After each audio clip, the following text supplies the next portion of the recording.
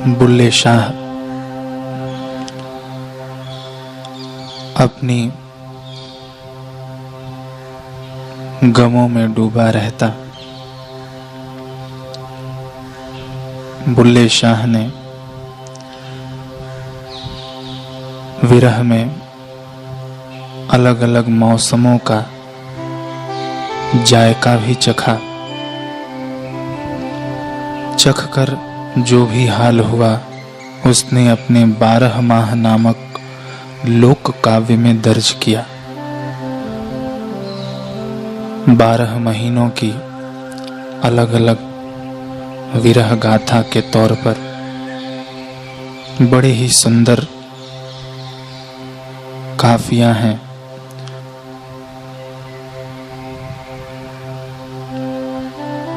सतशिष्य को तो हमने रोते बिलखते हुए बहुत देख लिया। आइए इस बार सद्गुरु के दिल की थाह लेते हैं। हालांकि यह बहुत मुश्किल है, बल्कि नामुमकिन सा ही है, कारण कि गुरु का हृदय एक ऐसा बंद कक्ष है जिसमें किसी की भी दखल अंदाजी नहीं होती। वह ऐसा रहस्यमय सागर है जिसकी तह तक गोता लगाना मानव बुद्धि के बस की बात नहीं। यह बंद कक्ष तो कभी कुछ विशेष कृपा पात्रों के लिए ही खुलता है। यह सागर अपनी बंद सीपियों के मुंह मर मिट चुके प्रेमियों के लिए खोलता है। इन्हीं कृपा पात्रों या प्रेमियों के अनुभव की बिसात पर खासकर बुल्ले शाह की काफियों के आधार पर आइए जाने हाले अस्ताना और हाले इनायत। आज भी महफूज है सोने दरो दीवार में वो तराने कल जो भरते थे। उन होठों पर जर्रे जर्रे में खटक महसूस होती है। यहाँ दिल धड़कने की खनक महसूस होती है। यहाँ ताजी ताजी सुबह खिली थी, मगर आश्रम में वही बासी सा गमगीन एहसास पसरा हुआ था। सूरज की चमकती किरणें भी बुल्ले शाह की गैर मौजूदगी के सायों को धो नहीं पाई थी। दरो दीवारें सोनी सोनी सी मुंह लटकाएं खड़ी थीं, मगर आज भी उनके सीने में वो तराने तरन्नुम आबाद थे जो कभी बुल्ले शाह के आशिक दिल को चीर कर उठे थे। जगह जगह पर उसकी आशिकाना शरारतों के दस्तखत आज भी दिखाई दे रहे थे। लगता था मानो बुल्ले शाह अभी कहीं से कूदता फांदता आएगा और अपने जिंदा दिल इश्क से माहौल को नाचने पर मजबूर कर देगा। इन्हीं परछाइयों के बीच इनायत शाह अपनी कुटीर से बाहर निकले। चारगाह जाने की तैयारी थी। रोजाना की तरह वे एक एक मुरीद की कुटीर के आगे से निकले और आवाज लगाई, अफजल, सलीम, अब्दुल, बुल्ला, रोहन। बुल्ला यह सुन आश्रम चौंक सा गया। अब्दुल धीरे से फुसफुसाया, शाहजी, बुल्ला तो। शाहजी ने तीखी नजर से साधकों की शक्लों को देखा, फिर मुंह फेर कर फाटक की ओर बढ़ गए। जो दिल में बसा हो उसका नाम हलक से उछलकर जुबां तक आने में देर ही कितनी लगती है। इनायत शाह ने बुल्ले शाह को जिस्मानी तौर पर आश्रम से बाहर बेशक निकाल दिया था, मगर जो जिगर का टुकड़ा हो उसे काटकर खुद से जुदा कैसे किया जा सकता है। बुल्ले शाह इनायत के वजूद का हिस्सा बन चुका था। बुल्ले शाह को सुनना, उसे सुनाना, उसे पुकारना, उसे महसूस करना, उसकी खुराफाती मुरीदी पर चुपके चुपके गुदगुदाना, यह सब इनायत की आदत हो गए थे। अब आदत तो आसानी से जाती नहीं न। जैसा कि आश्रम का दस्तूर था, शाम के वक्त चबूतरे पर महफिल सजी। सारे मुरीद अपनी अपनी कुटीरों से निकलकर यहाँ जुटने लगे। बाहर के गृहस्थी मुरीद भी आ पहुँचे। सारंगी, ढोलकी, हारमोनियम, छैने, मंजीरे भी सिर से सिर जोड़कर इकट्ठे हो गए। मगर क्या सामान से समा बनता है। ये सारा साजो सामान और मुरीद तो आज तक महफिल के बस शरीर जैसे ही थे। इनायत शाह इस जिस्म की रूह थे तो बुल्ले शाह सांसें था। इन सांसों के बिना शरीर में कोई धड़कन ही नहीं थी। सब जमे से बेजान से बैठे थे। इतने में इनायत शाह भी महफिल में शरीक हुए। मानो अब पोर पोर में हरकत हुई। सिर सजदे में झुक गए। इसी के साथ महफिल भरी पूरी हुई। पर क्या सच में फिर यह दिल में अधूरापन का एहसास कैसा। इनायत की इलाही नजरें अंदर तक के हाल को जांच रही थी। वे दिलों की हर लहर को पढ़ रहे थे। साफ देख रहे थे कि हर जहन में बुल्ले शाह की कमी खल रही है। मुरीदों के सिले हुए होंठ भी इनायत से बुल्ले शाह के बारे में गुफ्तगू कर रहे थे। गुलशन में सबको जुस्तजू तेरी है, हर बंद जुबां पर गुफ्तगू तेरी है। हर याद में जलवा है तेरी मुरीदी का, जिस फूल को सूंघता हूँ उसमें खुशबू तेरी है। इनायत बेहद अनखुली मुस्कान मुस्काए, फिर चेहरे पर वही फाका मस्ती का रंग लाए जो वे अक्सर महफिल में रवानगी की लहर उठाने के लिए किया करते थे। मगर यह क्या, लहर तो उठी ही नहीं। वजह कि उस लहर का अगुआ बुल्ले शाह ही हुआ करता था। अब अगुवाई के बिना उस लहर को कौन उठाएगा। यह देख इनायत ने खुद ही कमान संभाली। पूरी जिंदादिली के साथ उठाया अपना हाथ और मंडली के बीच बैठे साधक हीरा को पुकारा। हीरे सुनो, हाँ मैं तुझे ही कह रहा हूं। उठ हीरे, तू अपनी कोहिनूर चमक दिखा। गुरु के दरबार की रोशनी बुझनी नहीं चाहिए। हीरे ने हुक्म पाते ही सिजदा किया। गला खंखार आलाप उठाया, उसी काफी का जो इनायत की पसंदीदा थी और हमेशा महफिल में अलमस्ती का ईंधन फूंक देती थी। तजुर्बेदार साधक भी गुरु का इशारा समझ चुके थे। गुरु के हुक्म की नाफरमानी न हो जाए और उनकी ख्वाहिश पूरी हो, इसलिए उन्होंने अपनी अपनी कोशिशें भी हीरे के साथ मिला दी। गाजे बाजों ने भी सदगुरु के हुक्म की तामील में खुद को झोंक दिया। तराने गूंज उठे, धुनकारें थिरकने लगी। बस किसी तरह से बुल्ले शाह की कमी पूरी हो जाए, इसी वजह से दोनों तरफ से कोशिशें जवां थीं। इधर सदगुरु अपना आला से आला सुल्तानी जलवा लुटा रहे थे और उधर साधकों ने भी कोर कसर नहीं छोड़ी। गूंगे गले तक आज गा दिए। वादकों ने दुगना जोर लगाया। कई मुरीद मदमस्त हुए नाचने और फिरकने भी लगे। हर ओर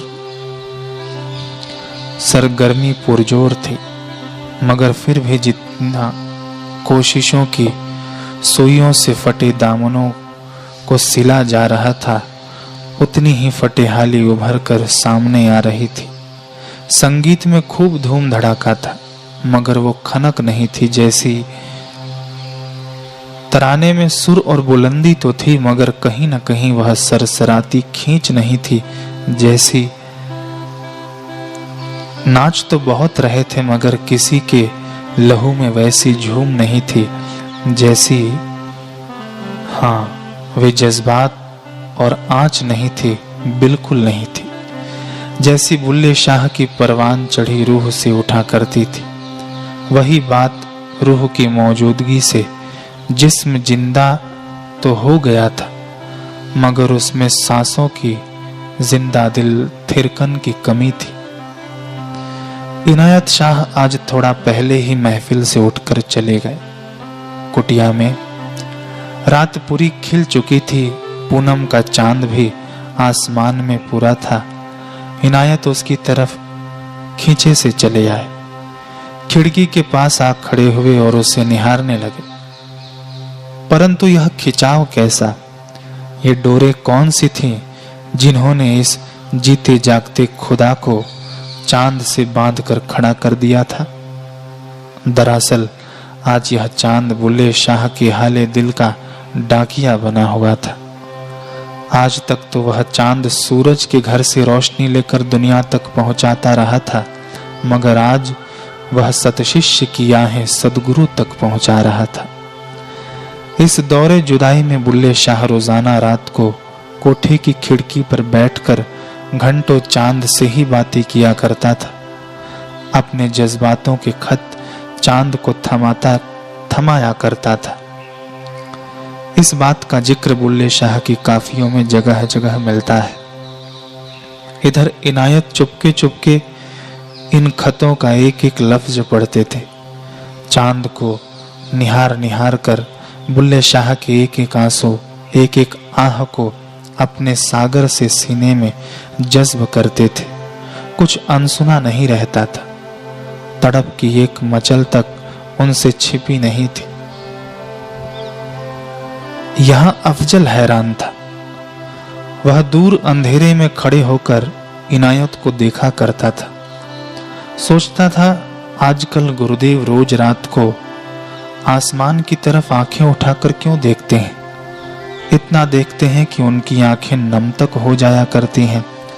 और कभी वे अचानक बेचैन से हुए कुटीर में चक्कर लगाने लगते हैं, कभी आसन पर बैठते हैं, फिर खिड़की से बाहर आसमान को निहारने लगते हैं। यह क्या हो गया है गुरुदेव को? कहीं यह इबादत का कोई नया सलीका तो नहीं? हाँ, सच में यह इबादत ही तो थी। सदगुरु के द्वारा अपने सतशिष्य की मोहब्बत की इबादत। कोई कहां समझ सकता था कि रोता बुल्ले शाह उधर है लेकिन आंखें इधर नम होती हैं। जैसे ही हुक उधर उठती है, कलेजा इधर फटता है। अगर वो तवायफ खाने के जश्नों के बीच भी मातम मनाता है तो इनायत के जश्नों में भी उनका असर होता है। रोता है तू पर आंखें मेरी नम है, तपता है तू पर सीने में मेरे जलन है। यूं तो जश्न का आलम है हर रोज, मगर तेरे बिन सुनी हर बार मेरी अंजुमन है। वैसे तो इनायत भी अपनी एकाध चिट्ठी चांद के जरिए बुल्ले शाह तक पहुंचाया करते थे। कभी कभी तो इतने दीवाने हो जाते कि इस जरिए खुद ही बुल्ले शाह तक पहुंच जाते। बुल्ले शाह ने इस दौरे जुदाई में कई बार चांद में अपने सदगुरु का दीदार किया। इस बात का भी जिक्र उसकी काफियों में मिलता है। कहते हैं ना कि घोर काली रात में एक दिए का सहारा है भी बहुत होता है। बुल्ले शाह के लिए यह चांद ही वह सहारा था। उधर इनायत भी इस चांद के जरिए अपने दिल को सहलाते रहते। उनका हाल भी नासाज था। हर पल तेरी खातिर जलता रहा हूं मैं भी, हर रोज तेरी चर्चा करता रहा हूं मैं भी। न पूछो मेरी बेबसी मजबूरी का हाल, हर आह तेरे साथ भरता रहा हूं मैं भी। कच्चे मुखौटे जैसी थी इनायत की सख्त बेरुखी। देखने वाली आंखें देख सकती थी कि इस ठंडे बेजज्बाती मिजाज के नीचे इनायत कैसे हर लम्हा पिघलते रहते हैं। अफजल की आंखें भी कुछ ऐसी ही आंखें थीं। वे रोज रात के काले पर्दे के पीछे अपने सदगुरु के बेनकाब चेहरे का दीद करती। उनके ललाट पर परेशानी की लकीरें देखती। उनकी आंखों में किसी की जुदाई के निशान देखती। उनके उठने बैठने चलने फिरने हर हलचल में एक कसक का खिंचाव, एक अजीब सी बेचैनी पसरी देखा करती। अफजल के पास एक सतशिष्य का दिल भी तो था।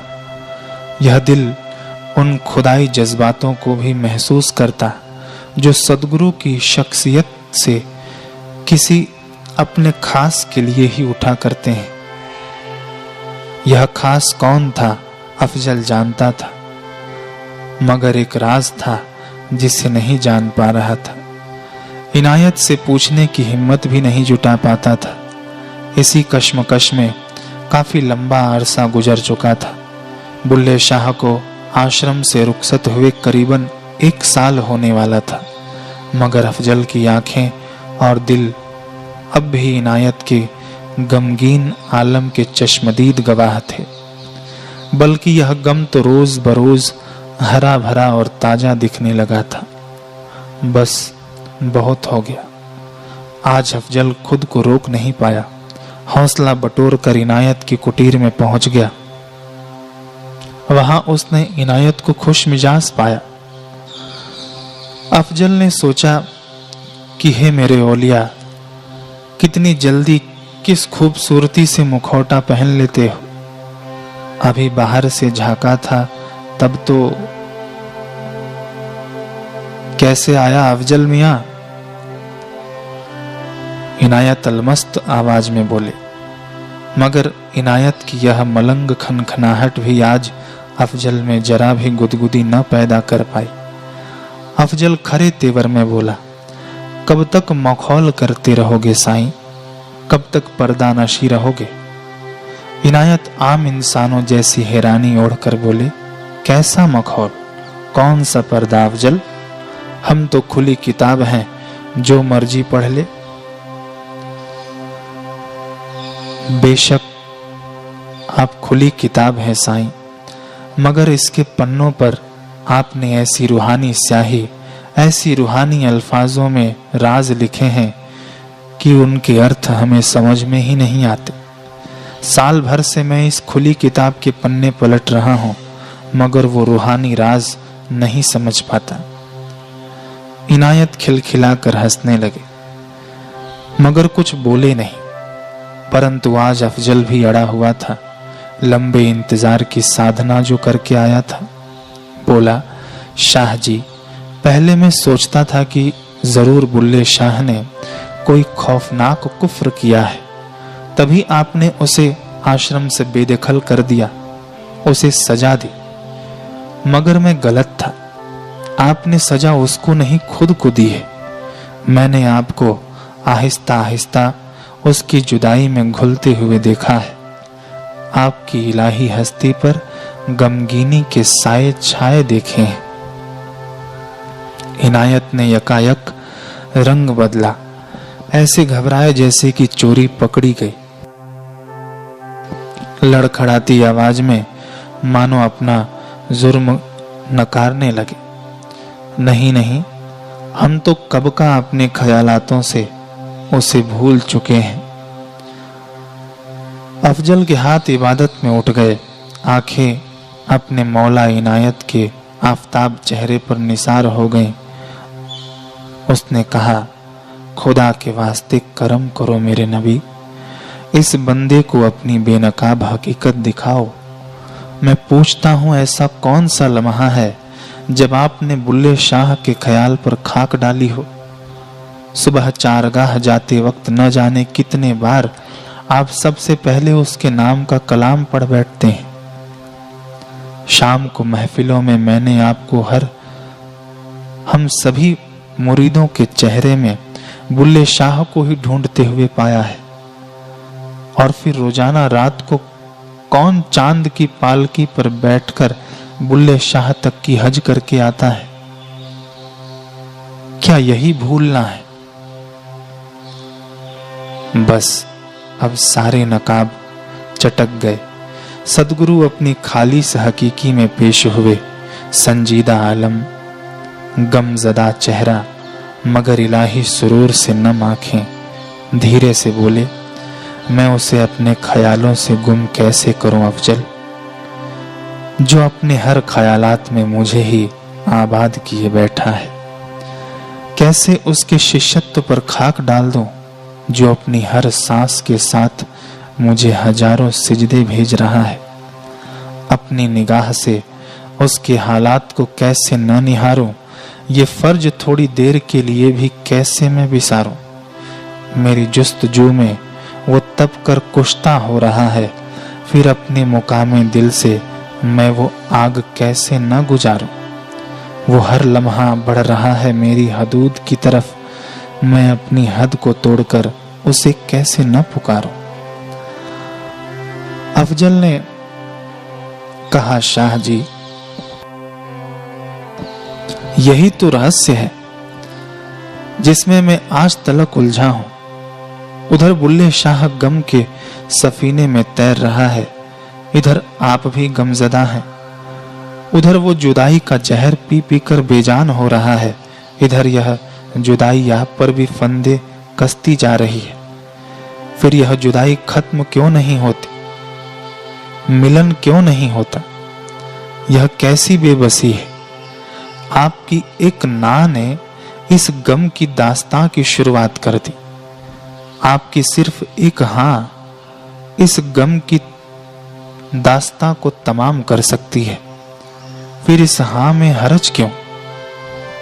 कुल कायनात के मालिक होते हैं सदगुरु, ऐसा सुल्तानी सूरमा जो कायनात के कानूनों में भी हेरफेर करने का दम रखता है। अगर खुदा कायदों में कसा प्रधानमंत्री है तो सदगुरु राष्ट्रपति होते हैं, जिसकी एक दस्तखत किस्मत के मारे की फांसी तक टाल सकता है। ऐसी समर्थ शहनशाही होती है सदगुरु की, ऐसे बादशाह होते हैं सदगुरु। मगर फिर भी आज बुल्ले शाह के किस्से में सदगुरु ने मजबूरी का पोष क्यों ओढ़ा हुआ है? ऐसी कौन सी बेबसी है, कौन सी लाचारगी? अफजल यही जानना चाहता था। उसकी भौवें सिकुड़ी चुकी थी। वह उम्मीद भरी नजरों से इनायत को ताक रहा था। इनायत ने अपना चेहरा फेर लिया, खामोश निगाहें कुटीर के बांसों पर टिका दी। उनके ख्याल गहरा गए। मैं इसे क्या बताऊं कि मैं क्यों सजा देने वाला और सजा पाने वाला दोनों बना बैठा हूं। इस बेबसी की वजह क्या है? मैं इधर मौसमे खिजा में तप रहा हूं, तभी तो उधर तड़प कर खिलेगी ऋतु बहार की। खुलेंगी उस रोज फिर सारी हकीकतें, जब सामने होगी पत्थर से मूर्ति तैयार की। इनायत वक्त के हाथों से ही इस हकीकत से पर्दा उठवाना चाहते थे, मगर अफजल के सब्र की चादर झीनी हो चुकी थी। उसने फिर से गुजारिश की। इनायत प्यारा सा मुस्कुरा दिए, हाथ उठाकर बस इतना ही बोले, तू नहीं समझेगा अफजल, इस रूहानी दस्तूर को एक नायाब बुत तराशा जा रहा है। गम मेरे दिल का आरामे जा हो रहा है। मेरा गम ही आज किसी की दवा हो रहा है। तराश कर मुझे उसे बनाना है खुदा, बस इसलिए उसके सब्र का इम्तिहान हो रहा है। मेरे हाल का यह उदास धुंधला चेहरा किसी बन रही मूरत का निशान हो रहा है। अफजल ने आखिरी सवाल किया कि यह खुदाई बुत पूरा होने में और कितना वक्त लगेगा? इनायत शाह एक अजब खुशी के साथ चुटकी बजा उठे, फिर नटखट अंदाज में पूछ बैठे कि यह उर्स कब का है? उर्स एक त्योहार का नाम है। यह उर्स कब का है? अफजल ने कहा, आज से ठीक 40 दिन बाद। इनायत की हस्ती में बेसब्र हलचल सी हुई। वे उठकर रफ्तार भरे कदमों से बाहर चले गए। अफजल को लगा कि इनायत उसका सवाल एक दफा फिर टाल गए, मगर नहीं, चुटकी बजाकर और उर्स का जिक्र कर वे जवाब ही दे गए थे।